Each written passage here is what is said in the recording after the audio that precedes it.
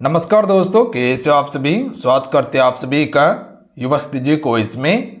तो दोस्तों आज जो है कि बिहार डीएलएड एंट्रेंस एग्जाम 2026 के लिए कुछ सिलेक्टेड अति महत्वपूर्ण प्रश्न लेके आए हुए हैं, जिसमें आप सभी को विज्ञान, सामाजिक विज्ञान और हिंदी सेक्शन कंप्लीट करवा रहे हैं। देखिए, जो बिहार डीएलएड 2022 से लेके 2025 तक में एग्जाम हुआ है और जो बार बार प्रश्नों को पूछा गया अलग अलग शिफ्टों में, ठीक है, उन्हीं प्रश्नों को आज के सिलेक्शन में कंप्लीट करवाएंगे और निश्चित है कि 2026 में इन प्रश्नों को पूछा जाएगा। तो आप सभी इसे प्रॉपर कवर कर लीजिएगा। आप सभी देखिए, अगर बिहार डीएलएड में रिजल्ट बनना चाहते हैं ना, तो पीवाईक्यू और उसके आसपास के प्रश्नों को पकड़ लीजिए। आप सभी अगर इस पे कमांड बना लीजिएगा तो समझ लीजिए रिजल्ट आपका आराम से हो जाएगा। इन चीज़ों को ध्यान रखिएगा आप सभी। तो चलिए शुरू करते हैं। सभी एक बार वीडियो को लाइक करके शेयर कर दीजिएगा। इससे पहले बहुत सारा पीवाईक्यू का वीडियो हम अवेलेबल करवाए हैं, चैनल पे अवेलेबल है, जाके एक एक करके सारा क्लास कर लीजिएगा। आप सभी एक बार वीडियो को लाइक करके शेयर कर दीजिएगा। देखिए, आपसे क्लास तो कर लेते फ्रेंड, पर क्लास को लाइक नहीं करते आप सभी, गलत बात है। लाइक जरूर कर दिया कीजिए आप सभी, ठीक है, इतना सा काम जरूर किया कीजिए आप सभी। तो चलिए शुरू करते हैं। आज का फर्स्ट क्वेश्चन देखिएगा, मानस वन्यजीव अभ्यारण्य भारत के किस राज्य में स्थित है। देखिए, जितने भी अभ्यारण्य और राष्ट्रीय उद्यान हैं, ये टॉपिक काफी इंपॉर्टेंट है और आपके प्रश्न में 1 से 2 प्रश्न पूछा ही जाता है, ध्यान रखिएगा आप सभी। तो ये टॉपिक काफी इंपॉर्टेंट है। अब देखिए, मानस के बारे में अगर पूछा गया है तो ये आपका वन्यजीव अभ्यारण्य कहाँ पे है, असम में है, याद रखिएगा आप सभी। ऑप्शन नंबर क्या हो जाएगा, डी राइट आंसर होगा। देखिए, अगर असम की बात किया जाए तो जो आपका मानस राष्ट्रीय उद्यान है, यानी कि मानस नेशनल पार्क, ये यूनेस्को विश्व धरोहर स्थल में शामिल है, ध्यान रखिएगा आप सभी। यहाँ पर बाघ हो गया, हाथी, गेंडा, ये सभी आपका पाया जाता है। इसके अलावा यहीं पर आपका एक सिंह गेंडा के लिए प्रसिद्ध है काजीरंगा राष्ट्रीय उद्यान, ध्यान रखिएगा आप सभी। तो कई बार क्वेश्चन पूछा गया है कि काजीरंगा राष्ट्रीय उद्यान जो है ये कहाँ पे है, असम में। किसके लिए, एक सिंह गेंडा के लिए है। बिहार में कौन सा है, तो वाल्मीकि राष्ट्रीय उद्यान कहाँ पे है, चंपारण में, ध्यान रखिएगा आप सभी। अगला है, इनमें से कौन सा पर्यावरण प्रदूषण का कारण है। अच्छा, आपसे हमको बताइएगा कि जो चंपारण में स्थित है, चंपारण 2 है, पूर्वी और पश्चिमी चंपारण है। आपसे बता सकते हैं कि किस चंपारण में है, पश्चिमी है या पूर्वी चंपारण में आपका वाल्मीकि राष्ट्रीय उद्यान है। नीचे कमेंट करके सिर्फ बताइएगा आप सभी। इनमें से कौन सा पर्यावरण प्रदूषण का कारण बनता है, तो इसका राइट आंसर क्या हो जाएगा, कोयला। देखिए, कोयला जो है ये आपका पर्यावरण को प्रदूषित करता है, याद रखिएगा आप सभी। जब कोयला को जलाते हैं तो धुआं उड़ता है और वो धुआं प्रदूषित करता है पर्यावरण को। कोयला जलाने से कार्बन डाइऑक्साइड और सल्फर डाइऑक्साइड निकलती है, ध्यान रखिएगा, और जो वायु प्रदूषण और ग्लोबल वार्मिंग को बढ़ाती है, ध्यान रखेंगे आप सभी, बात समझे। जबकि आपका सौर ऊर्जा और बायोमास जो है ये आपका वायु के लिए कह सकते हैं कि अच्छा है, ठीक है। अगला क्वेश्चन देख लीजिएगा, पूर्वी तट पर डेल्टाई भागों में किस प्रकार की मिट्टी पाई जाती है। जो आपका पूर्वी क्षेत्र का डेल्टाई वाला भाग है, ठीक है, इन क्षेत्रों में किस प्रकार की मिट्टी है, बता सकते हैं आप सभी। तो याद रखिएगा आप सभी, जलोढ़ मिट्टी है। Option number D right answer होगा। देखिए, जलोढ़ मिट्टी पूरा उत्तर भारत में और पूर्वी डेल्टाई क्षेत्रों में है, याद रखिएगा। जलोढ़ मिट्टी काफी ज्यादा उपजाऊ मिट्टी होता है, इसमें धान गेहूं का उपजाऊ सबसे ज्यादा होता है, बात समझे। काली मिट्टी का विस्तार ये आपका पश्चिमी वाला क्षेत्र में है, मध्य प्रदेश का पश्चिमी क्षेत्र, गुजरात वाला, राजस्थान का दक्षिणी क्षेत्र हो गया, महाराष्ट्र का उत्तरी पश्चिमी क्षेत्र हो गया, ये क्षेत्रों में आपका काली मिट्टी का विस्तार है। कपास की खेती के लिए काफी ज्यादा उपयोगी है काली, और काली मिट्टी को ही हम सभी रेंगूर मिट्टी के नाम से जानते हैं। ओजोन परत में छेद के लिए कौन सी मुख्य रूप से उत्तरदायित्व है। देखिए, सीएफसी के बारे में कई बार क्वेश्चन पूछा गया है। तो देखिए, ओजोन परत में छेद होने के लिए जो है ये आपका क्लोरोफ्लोरोकार्बन है। इससे पहले भी ये प्रश्न कई बार बताएं आप सभी को। और ये छिद्र कहाँ देखा गया था, अंटार्कटिक में देखा गया था, ध्यान रखेंगे आप सभी, ठीक है। और ये जो सीएफसी का नाम सुनते हैं आप सभी, यानी कि क्लोरोफ्लोरोकार्बन का नाम सुनते हैं, किससे निकलता है, तो रेफ्रिजरेटर से, जो फ्रिज का रेफ्रिजरेटर होता है यहाँ से, एसी वाला से, ये सभी से निकलता है। नाइट्रोजन वायुमंडल में 78% है, ऑक्सीजन 21% और कार्बन डाइऑक्साइड कितना है, तो 0.03% है, ध्यान रखिएगा आप सभी, 0.03% है। अगला है कि खाद्यान्नों जैसे गेहूं, चावल, मक्का, बाजरा, ज्वार हमें मुख्य रूप से प्राप्त होता है। देखिए फ्रेंड, जितने भी आपसे मेरे साथ जुड़े हुए हैं, सेशन को लाइक जरूर कीजिएगा, वीडियो को लाइक करके अपना प्यार जरूर दीजिएगा आप सभी। देखिए, आपसे को कुछ नहीं करना है, हम तो आपके लिए इतना मेहनत कर ही रहे हैं, लगातार आपको कोशिश करते हैं कि बेहतर से बेहतर कंटेंट दे, वो चीज़ें आपको दें जो आपके पेपर के लिए इंपॉर्टेंट हैं, और आपको लगातार हम तैयारी करवा रहे हैं, ठीक है। और आप सभी प्यार भी अपना दे रहे हैं, मेरे साथ में जुड़े हुए हैं, तैयारी आपसे भी कर रहे हैं, तो इसी प्रकार से है, तैयारी करते रहिए। निश्चित है अपना लक्ष्य जो आप टारगेट किए हैं आपको मिलेगा। ठीक है, आपसे इसे रिक्वेस्ट एक ही रहता है कि सेशन को लाइक जरूर किया कीजिए, आप सभी लाइक करके शेयर कर दीजिए, और जो भी चैनल पर नए हैं चैनल को जरूर सब्सक्राइब कर घंटी को प्रेस कर दीजिएगा। आप सभी पूरा यहाँ हम तैयार करवा रहे हैं आपको जीके, जीएस और हिंदी का, इसके लिए सोचना नहीं है आप सभी को। ठीक है, तो इसका राइट आंसर क्या हो जाएगा? कार्बोहाइड्रेट प्राप्त होता है गेहूं, चावल, मक्का, ज्वार, बाजरा से, याद रखिएगा आप सभी। जबकि प्रोटीन की बात किया जाए तो दाल जो है इससे प्रोटीन आपको मिलता है। ठीक है, उसी प्रकार से विटामिन की बात किया जाए तो जैसे गाजर खाते हैं इससे विटामिन मिलता है। नींबू में क्या पाया जाता है? विटामिन सी पाया जाता है। उसी प्रकार से आंवला में क्या पाया जाता है? विटामिन सी पाया जाता है। तो इस प्रकार से आपको विटामिन प्राप्त हो जाएगा। ठीक है, दूध खाने से भी विटामिन मिलता है आपको। ठीक है, मांस मछली खाने से भी मिलता है। जबकि वसा की बात किया जाए तो तेलीय पदार्थ जैसे कि घी खा लेते हैं तो उससे क्या प्राप्त होगा? वसा होगा। अगला है कि दूध का पीएच मान क्या है? देखिए, अगर दूध का पीएच की मान की बात किया जाए तो ये आपका 6.6 होता है ऑप्शन के हिसाब से। तो ऑप्शन में बी की तरफ आप भी जा सकते थे। देखिए, अगर पीएच स्केल की बात किया जाए तो ये आपका 0 से लेकर 14 तक पीएच स्केल होता है। जो 7 होता है ना, यानी बीच में, ये आपका उदासीन होता है। इससे नीचे की बात किया जाए यानी कि 7 से नीचे 6, 5 ये सभी आपका क्या होगा? अम्लीय। और 7 से अगर अधिक रहेगा जैसे कि 8, 9 ये आपका क्षारीय होगा। चलिए अगला क्वेश्चन देख लीजिएगा आप सभी। तृतीय पृथ्वी सम्मेलन का आयोजन कहाँ किया गया था? देखिए, अगर तीसरा पृथ्वी सम्मेलन की बात किया जाए तो यह आपका 2002 में होता है और ये जोहान्सबर्ग में होता है। ध्यान रखिएगा आप सभी। जोहान्सबर्ग कहाँ पे है? दक्षिण अफ्रीका में है।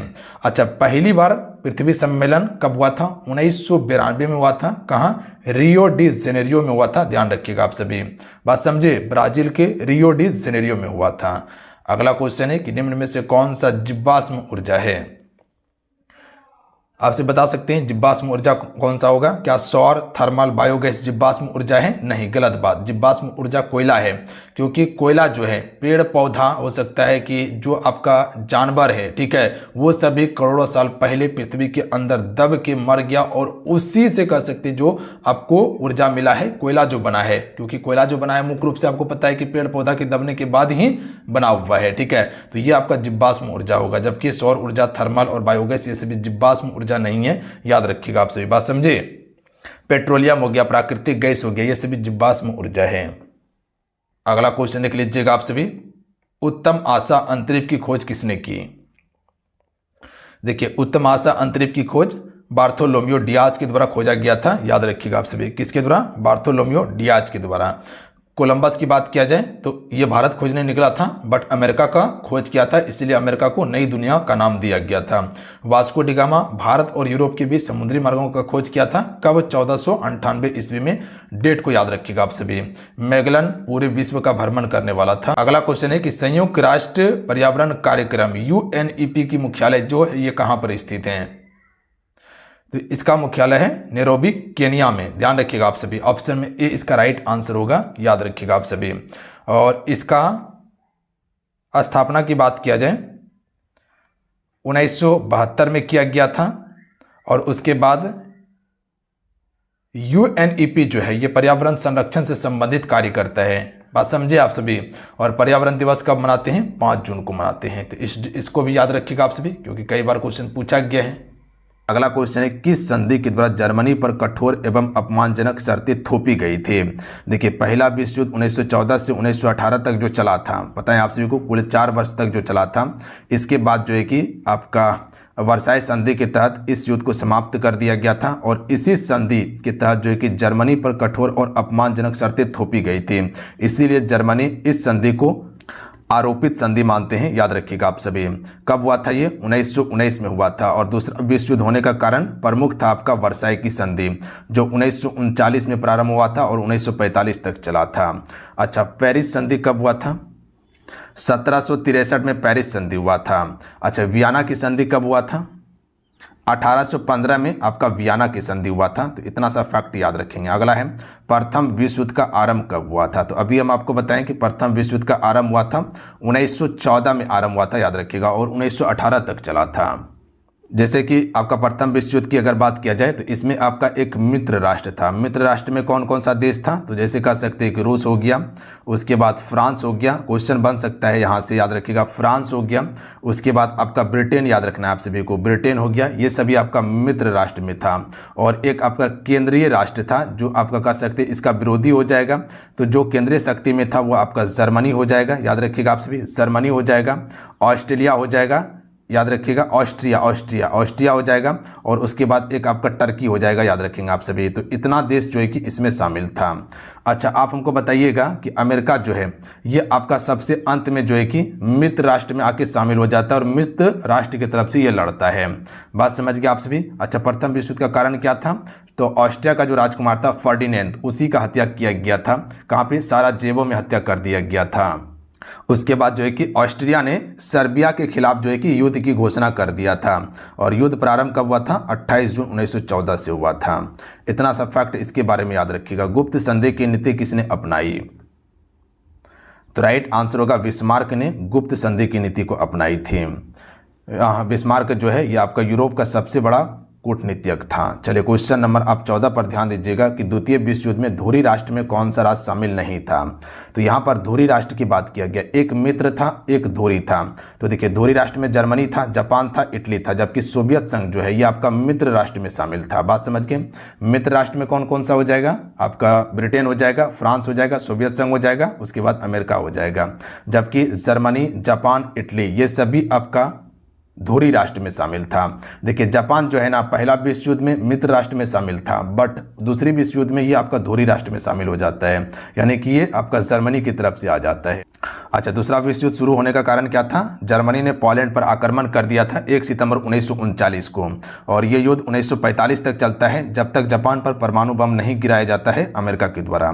तिलका मांझी को फांसी किस वर्ष दी गई थी, तो याद रखिएगा आपसे 1785 में, इंपॉर्टेंट प्रश्न है, ध्यान रखिएगा आप सभी। देखिए तिलका मांझी का जन्म हुआ था 1750 में। कब हुआ था, 1750 में। कहाँ हुआ था, सुल्तानगंज के तिलकपुर शहर में हुआ था, जो भागलपुर में पड़ता है, और ये आपका 1785 में इसको फांसी दे दिया गया था। याद रखिएगा आप सभी, कहाँ पे, भागलपुर के तिलका मांझी शहर में दिया गया था।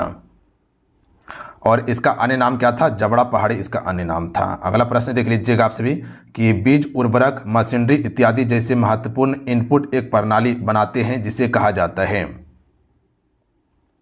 तो इसे फॉर्म प्रणाली के नाम से जानते हैं। याद रखिएगा आप सभी, फॉर्म प्रणाली कहते हैं। देखिए आप सभी फ्रेंड वीडियो को लाइक जरूर करते चलिएगा, आपका एक लाइक मोटिवेट कराता है, तो लाइक करके आप सभी चैनल को जरूर सब्सक्राइब कर लीजिएगा। अगला प्रश्न देखिए, सूची 1 से सूची 2 को मिलाना है। यहाँ पर वाट, नॉट, उसके बाद नॉटिकल मील, कैलोरी, उष्मा, नौ संचालन, समुद्री जहाज की गति और शक्ति दिया हुआ है।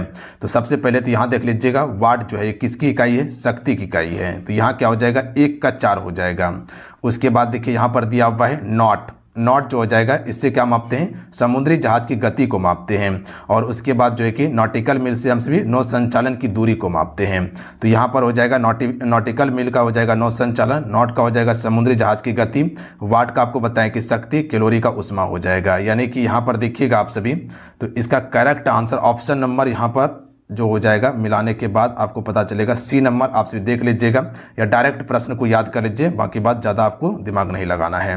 अगला है, भारत का पहला निजी तौर पर विकसित रॉकेट कौन सा है, तो विक्रम एस, ये निजी तौर पर विकसित रॉकेट है भारत का। अगला है कि शीतकाल में जब झील की ऊपरी सतह का पानी में बर्फ जम जाता है तो फिर भी जलीय जीव जीवित रहता है, क्योंकि यहाँ जमने की बात किया गया है। जब देखिएगा बर्फीली इलाका में क्या होता है, जो पानी होता है ना उसकी ऊपरी सतह पर पूरा बर्फ जम जाता है, फिर भी पानी नहीं जमता है, पानी का अंदर जैसे वैसे ही रहता है और उसमें जलीय जीव जीवित रहता है। इसका कारण क्या है, तो राइट आंसर होगा ऑप्शन नंबर डी, पानी का घनत्व 4 डिग्री पर सबसे अधिक होता है, 4 डिग्री सेल्सियस पर, जिससे क्या होता है, बर्फ ऊपरी परत पर ही जम जाता है, नीचे नहीं जमता है, जिससे जलीय जीव जीवित रहता है। इंपॉर्टेंट प्रश्न है, याद रखिएगा, हूबहू रिपीट कर लिया जाएगा। अगला है, एक काटा हुआ हीरा जगमगाता है किसके कारण से, देखिए ऑप्टिकल फाइबर पूर्ण आंतरिक परावर्तन पर कार्य करता है। जैसे रेगिस्तान में मृग मरीचिका का चमकना पूर्ण आंतरिक परावर्तन है, उसी प्रकार से काटा हुआ हीरा जो जगमगाता है पूर्ण आंतरिक परावर्तन पर ही जगमगाता है, तो ऑप्शन में सी राइट आंसर होगा। अगला है, कितना तापमान होने पर पाठ्यांक सेल्सियस और फ़ारेनहाइट तापमान में एक ही होगा, तो ये आपका -40 डिग्री पर होगा, याद रखिएगा। कितना? -40 डिग्री पर। अगला है टेलीविजन दर्शक डिश एंटीना प्रयुक्त करते हुए वर्षा में उपग्रह सिग्नल नहीं प्राप्त करते हैं, क्यों? जब आप एंटीना को देखते होंगे तो वर्षा के समय में सिग्नल प्राप्त नहीं कर पाता, इसका कारण क्या है? तो पहला ऑप्शन है कि एंटीना छोटे होते हैं, बिल्कुल छोटे होते हैं। वर्षा की बूंद रेडियो तरंग को अवशोषित करती है, बिल्कुल अवशोषित करती है। अच्छा, वर्षा की बूंद रेडियो तरंग की ऊर्जा की मूल दिशा को विचलित कर देती है, यह भी सही है कि बिल्कुल विचलित कर देती है। तो इसका राइट आंसर क्या हो जाएगा? 1, 2, 3, यानी कि ऑप्शन नंबर डी इसका करेक्ट आंसर होगा। इसी प्रकार का प्रश्न आपके पेपर में बनता है। अगला क्वेश्चन देख लीजिएगा कि समृद्ध यूरेनियम क्या होता है। चलिए क्वेश्चन नंबर 23 का राइट आंसर कीजिएगा। तो राइट आंसर हो जाएगा ऑप्शन नंबर डी, प्राकृतिक यूरेनियम, जिसमें रेडियोधर्मी U-235 आइसोटोप का घटक कृत्रिम रूप से बढ़ाया जाता है। ऑप्शन नंबर डी वाला करेक्ट आंसर होगा। देखिए, इससे पहले आपको हम एक तुक्का मारने वाला वीडियो बताए थे ना, उसमें एक आपको बताए थे कि अगर प्रश्न नहीं पता हो ना, तो जिसका लेंथ बड़ा हो ऑप्शन में, या ज़्यादा दीर्घ या ज़्यादा बड़ा समझाया गया हो, वो होने की प्रबल संभावना होता है आंसर। और देखिएगा यहाँ आपको एग्जाम्पल में देखने के लिए मिला ना। अगला क्वेश्चन है कि निम्नलिखित में से कौन सी इलेक्ट्रॉनिक संरूपण धातु तत्वों के लिए होती है। तो यहाँ पर धातु तत्वों की इलेक्ट्रॉनिक विन्यास की बात किया गया है, तो 2882 हो जाएगा, याद रखिएगा, डायरेक्ट प्रश्न बन सकता है। अगला है निम्नलिखित मिश्र धातु में से किसे अमलगम कहते हैं। तो राइट आंसर होगा पारा और जस्ता को कहा जाता है। अगला है निम्न में से कौन सा भारी जल का रासायनिक सूत्र है। तो भारी जल का रासायनिक सूत्र D2O होता है, ड्यूटेरियम ऑक्साइड, जो कि हाइड्रोजन का समस्थानिक है। चलिए अगला प्रश्न देख लीजिएगा कि निम्नलिखित में से किसका मिलान सही नहीं है। औद्योगिक क्षेत्र और देश दिया हुआ है। अशोका जापान में है, बिल्कुल सही है। लाकाशायर ब्रिटेन में है, यह भी सत्य है। सलेम भारत में है, यह भी सत्य है। बर्मिंघम फ्रांस में है, नहीं, गलत है। बर्मिंघम जो है ये आपका ब्रिटेन में पड़ता है, याद रखिएगा आप सभी। कहाँ पे है बर्मिंघम? ब्रिटेन में है। अगला है कोशिका की आत्महत्या थैली किसे कहा जाता है। तो ये लाइसोसोम को कहा जाता है, याद रखिएगा। जबकि राइबोसोम में क्या होता है? प्रोटीन का संश्लेषण होता है। बात समझ गए आप सभी। आइए अगला है कि किसी मनुष्य के शरीर का समान तापक्रम क्या होगा। देखिए, एक होता है फ़ारेनहाइट पे, एक होता है आपका डिग्री सेल्सियस पे, याद रखिएगा आप सभी। क्या होता है? एक आपका डिग्री सेल्सियस पे होता है और एक होता है आपका केल्विन पे। अगर मानव शरीर का समान तापक्रम पूछा जाए तो 98 डिग्री फ़ारेनहाइट होता है, केल्विन में 310 डिग्री केल्विन होता है, और डिग्री सेल्सियस में पूछा जाए तो आपका हो जाएगा 37 डिग्री के अप्रॉक्स में, याद रखिएगा। 37 डिग्री सेल्सियस के अप्रॉक्स में 36.7 के करीब में होता है। अगला है मियादी ज्वर किस कारण होता है। तो देखिए, मियादी ज्वर जो है ये जीवाणु के कारण होता है, ऑप्शन में बी राइट आंसर होगा। अगला है टाइफाइड पैदा किया जाता है। तो देखिए, टाइफाइड जो पैदा होता है ये आपका होता है साल्मोनेला टाइफी द्वारा, तो ऑप्शन में डी राइट आंसर होगा। अगला है कि दाढ़ी बनाने के लिए काम में लेते हैं। तो देखिए, दाढ़ी बनाने के लिए जो अवतल दर्पण का उपयोग किया जाता है। अगला है कि दाढ़ी बनाने के लिए काम में लेते हैं। तो देखिए, जब दाढ़ी बनाते हैं उस समय जो दर्पण लगा रहता है वो आपका अवतल दर्पण लगा रहता है। क्या लगा रहता है? अवतल। देखिए, अवतल दर्पण क्या होता है? इससे छोटा वस्तु क्या होता है? बड़ा करके दिखाता है ये। जबकि उत्तल दर्पण क्या होता है? ये बड़ा वस्तु को छोटा करके दिखाता है। इसलिए देखिएगा, जो गाड़ी का जो साइड मिरर होता है, जो ड्राइवर के पास मिरर देखते हैं आप सभी, उसमें आपका उत्तल दर्पण लगा रहता है, क्योंकि पीछे का जो होता है बड़ा बड़ा वस्तु होता है वो सारा छोटा करके आपको एक जगह दिखाई देता है। जबकि गाड़ी की हेडलाइट जो होता है उसमें अवतल दर्पण का उपयोग होता है। तो याद रखिएगा, इनमें से कौन सा एक सही है। देखिए, सही तो ऑप्शन नंबर सी वाला ही है कि 1/f बराबर 1/u प्लस 1/v हो जाएगा। ये दर्पण का सूत्र है, ध्यान दीजिएगा आप सभी। अगर लेंस का पूछता तो यहाँ पर सिर्फ माइनस लग जाता, तो जो यहाँ प्लस दिया हुआ है ये आपका दर्पण का हो जाएगा, और उसके बाद माइनस रहता तो वो लेंस का हो जाता। अगला है निम्न में से किस उत्सर्जन से संभारिक उत्पन्न होते हैं। तो देखिए, बेटा किरण के उत्सर्जन से संभारिक उत्पन्न होते हैं, तो बी राइट आंसर होगा। सारे अति महत्वपूर्ण प्रश्न हैं, याद जरूर कर लीजिएगा। रक्त थक्का बनने में इनमें से कौन सा अवयव मदद करता है। तो रक्त को थक्का बनने के लिए आपका विटामिन के ही जरूरी होता है, याद रखिएगा आप सभी, विटामिन के। ऑप्शन में सी राइट आंसर होगा। अगला क्वेश्चन देख लीजिएगा, किसी तत्व के समस्थानिक किन गुणों के कारण भिन्न होते हैं। तो देखिए, किसी भी तत्व के समस्थानिक जो होते हैं न्यूट्रॉन और प्रोटॉन की संख्या के कारण ये भिन्न होते हैं। तो ऑप्शन नंबर क्या हो जाएगा? एक करेक्ट आंसर होगा, न्यूट्रॉन और प्रोटॉन की संख्या के कारण, और ये दोनों नाभिक में होता है। अगला है हाइड्रोजन के समस्थानिक क्या है। देखिए इलेक्ट्रॉन जो होता है इस पे नेगेटिव चार्ज होता है, जबकि प्रोटॉन पे पॉजिटिव होता है और न्यूट्रॉन पे कोई भी चार्ज नहीं होता है। प्रोटॉन और न्यूट्रॉन नाभिक के अंदर में रहता है, याद रखिएगा आपसे, जबकि इलेक्ट्रॉन क्या करता है, बाहर गमन करता है, तो याद रखिएगा। तो देखिए हाइड्रोजन के समस्थानिकों की संख्या की बात किया जाए तो आपका 3 समस्थानिक होता है, ध्यान देंगे आप सभी। अगला है सर्वाधिक संख्या में समस्थानिक किसके पाए जाते हैं। तो सबसे ज्यादा समस्थानिक पोलेनियम का है, याद रखिएगा। अगला है निम्नलिखित में से किसे वृत्त या व्यापार कहते हैं। तो देखिए वृत्ति या व्यापार जो कहा जाता है, हिंदी का ये सवाल है, इस पर थोड़ा सा गौर कीजिएगा आप सभी। अगर आपसे वृत्ति या व्यापार की बात किया जाए तो ये शब्द शक्ति को कहा जाता है। देखिए शब्द शक्ति से काफी ज्यादा प्रश्न आपके पेपर में पूछा गया था। देखिए शब्द शक्ति के मूलतः कितने भेद माने जाते हैं। तो मूलतः 3 ही भेद होता है, अभिधा, लक्षणा और व्यंजना होता है। तो 3 आपका इसका बिल्कुल करेक्ट आंसर होगा। अगला क्वेश्चन देखिए निम्नलिखित में से कौन शब्द शक्ति का भेद का एक प्रकार नहीं है। तो अभी हम जो बताएं आपको कि अभिधा, लक्षणा, व्यंजना होता है, जबकि रस नहीं होता। तो याद रखिएगा डी राइट आंसर होगा। अस्थाई भाव की कुल संख्या कितना है। तो अस्थाई भाव की कुल संख्या 9 हो जाएगा। डायरेक्ट एग्जैक्ट प्रश्न को याद रखिएगा। शांत रस का अस्थाई भाव क्या होता है। तो इसे हम सभी निर्वेद कहते हैं। शांत रस का अस्थाई भाव को क्या कहते हैं, निर्वेद कहते हैं। श्रृंगार रस का अस्थाई भाव क्या होता है, अस्थाई भाव से क्वेश्चन पूछा जाता है, तो इसे हमसे रीति कहते हैं, श्रृंगार रस का अस्थाई भाव को। अच्छा विस्मय रस का अस्थाई भाव क्या होता है। तो इसे हम सभी अद्भुत कहते हैं। क्या कहते हैं, अद्भुत कहते हैं। एग्जैक्ट प्रश्न को याद रखिएगा आप सभी। अगला है चारों चरणों में समान मात्राओं वाले छंद को क्या कहते हैं। इसको मात्रा कीजिएगा आप सभी। मात्राओं वाले छंद को क्या कहते हैं। तो इसे सममात्रिक छंद कहा जाता है। जिसका समान समान मात्रा रहता है चारों चरणों में, उसे हम सिर्फ सममात्रिक छंद कहते हैं। और जिसका विषम रहता है तो उसे विषम मात्रिक कहेंगे। निम्नलिखित में से सममात्रिक छंद का कौन सा उदाहरण है। तो देखिए सममात्रिक छंद का उदाहरण हो जाएगा चौपाई। इसमें सभी मात्रा जो होता है इसका समान सामान्य होता है। अगला है नहीं पराग, नहीं मधुर, मधु नहीं विकास, यही काल, अली कली में ही, बंदियों आगे कौन हवाल। प्रस्तुत पंक्ति में कौन सा छंद है।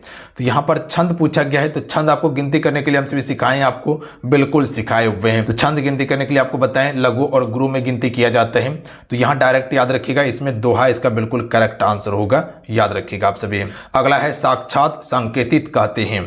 तो साक्षात संकेतित कहते हैं अभिधा को। ऑप्शन में ए राइट आंसर होगा। अगला प्रश्न देख लीजिएगा, किसे शब्द की प्रथमा शक्ति कहा जाता है। तो प्रथमा शक्ति जो कहा जाता है शब्द का, वह अभिधा को ही कहा जाता है। तो ऑप्शन में एक करेक्ट आंसर होगा। अगला है कि विभत्स रस का अस्थायी भाव क्या है। तो विभत्स रस का अस्थायी भाव हो जाएगा जुगुप्सा या घृणा कहा जाता है। इसे ऑप्शन में डी राइट आंसर होगा। अगला है क्रोध रस का अस्थायी भाव क्या हो जाएगा। तो इसे रौद्र कहा जाता है। उसके बाद अगला प्रश्न पर ध्यान दीजिएगा, निम्नलिखित में से कौन सा एक शब्द अलंकार नहीं है। तो देखिए शब्द अलंकार की बात किया जाए तो इसमें उपमा जो है यह शब्द अलंकार नहीं होगा, अर्थालंकार होगा। जबकि श्लेष, वीणा और वक्रोक्ति शब्द अलंकार का उदाहरण है। चरर मरर खुल गए अरर, रब स्फुटों में कौन सा अलंकार है। तो इसमें अनुप्रास अलंकार होगा। अनुप्रास अलंकार में क्या होता है, एक ही वर्ण बार बार रिपीट करता है। यहाँ पर देखिएगा रा रा रा रा रा रा बार बार रिपीट किया गया है। अगला क्वेश्चन देखिए, कनक कनक ते सुगुनी मदकता अधिकाय, जे खाए बोराय और जग पाए बोराय। इस पंक्ति में कौन सा अलंकार है। तो इसमें आपका यमक अलंकार होगा। देखिए कनक आपका 2 बार आया है। जब एक ही शब्द एक या एक से अधिक बार आए और उसका अर्थ अलग अलग हो जाए, वहां पर आपका यमक अलंकार होता है।